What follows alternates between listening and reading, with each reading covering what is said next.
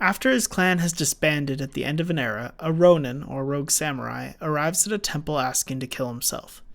This relatively simple yet immediately interesting premise evolves throughout the film as we gain new information via brilliant use of flashback and dialogue to weave a scathing critique of Japanese honor culture. I'm Ryan, I love film, and you should watch Harakiri. Let's get some background though. Okay, first, what is that word? Harakiri literally means stomach cut, and it's the slang version of the word seppuku. Interestingly enough, that's the film's original name in Japan. Seppuku was a ritualistic suicide to preserve the honor of oneself done for various reasons in feudal Japan. Now, obviously, seppuku is not practiced today, but the honor system has evolved to still be a huge part of Japanese society, which leads to the other thing we need to talk about up front. Harakiri is a jidaigeki film. Basically, this just means it's a Japanese period piece, but unlike American cinema, the Japanese are used to seeing period pieces with windows into today. So, when Harakiri criticized honor culture, the intended audience knew that its critiques were not isolated to the past. With those two things prefaced, what is Harakiri and who made it? Well, we'll start with the second question first. Masaki Kobayashi is a director due to be added to the greats. For Japan, everyone knows Kurosawa, Miyazaki, and Ozu, but after that, there's a huge drop-off in widespread knowledge and study. Mizoguchi is on the verge of being mainstream knowledge, and I'll probably talk about him at some point as well. But for today, we're focusing on fifth place and perhaps my favorite of the bunch. Kobayashi was a director very much shaped by his experiences and with something to say about them. This won't be a full biography, but I think it's important to know that he ended up drafted into the Japanese army from 1942 to 45. He was a pacifist and refused to rank up any further than private. During the last year in the army, he was a POW in a detention camp in Okinawa. The experiences he had in the army only served to strengthen his worldview of pacifism, and finally, after returning home, he then became assistant director to Kinoshita, the director probably best known for the Ballad of Narayama.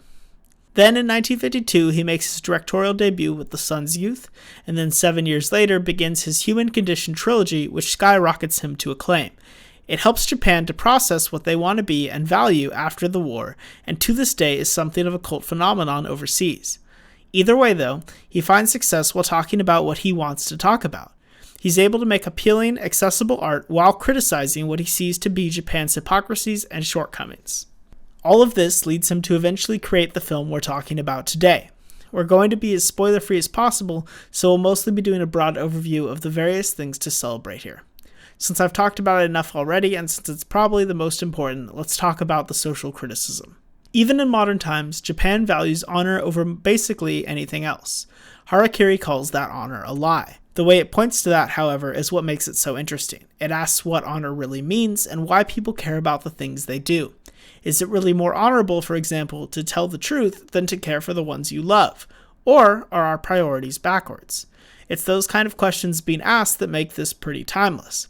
Showcasing what people put value in and then questioning it is interesting even to this day, and the fact that Harakiri has genuine insight concerning this topic is really cool.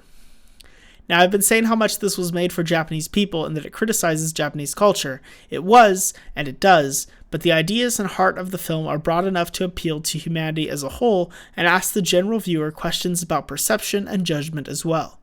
The film's structure adds to this greatly by only ever telling us what we need to, or maybe what we think we need to know. But upon learning more and more, the narrative keeps getting flipped on its head.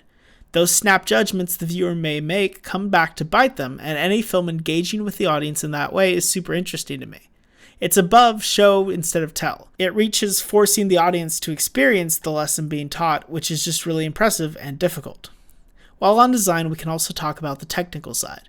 This film is beautiful in high contrast black and white and shot in CinemaScope, giving you a full look at the expansive spaces this takes place in. The camera often carefully pans across these huge areas and shows everything at play and everyone involved as the stakes increase. But the camera also finds angles and close-ups to make the visceral story more poignant. The points of focus that Kobayashi finds and the way it's all filmed is very smart. In an interview, Kobayashi actually talked about the planning of filming a key scene. I can't put the quote up because of spoilers, but the gist is a window into the sheer amount of thought Kobayashi put into every moment. He would spend hours upon hours planning just how a scene would look and where it would be filmed for the most effect, and it shows. The film is almost expressionist at times, with its use of lighting and shadows, and all of this comes together to create a mood that is heavy and difficult, which also reflects the themes of the film. What I'm getting at here is that every design element reflects these themes, which is great filmmaking through and through. Alright, let's talk about Tatsuya Nakadai. He's probably best known for being Kurosawa's replacement for Toshiro Mifune after their public fallout, so if you've seen films like Ran or Kagemusha, he's the star of those. He was known in Japan for being something of a pretty boy, but he's very much dirtied up here and putting on the performance he was, in my opinion, born to do.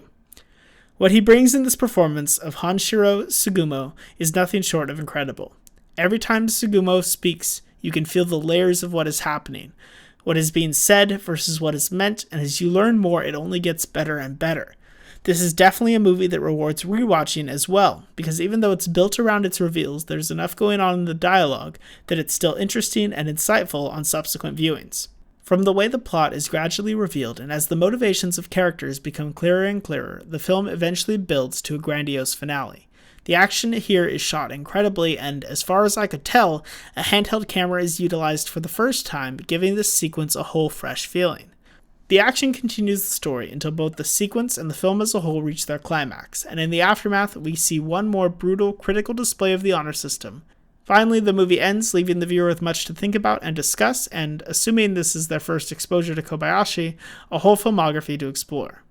There's more I'd like to say, but I think I should leave it there. This film is beautiful, incredible, and important. Its design choices and critical analysis are poignant even to this day. It is shot, acted, and directed immaculately, and you would be doing yourself a disservice to not watch it. Please check it out. As of recording, you can see it on Blu-ray or DVD, or find it streaming on the Criterion channel.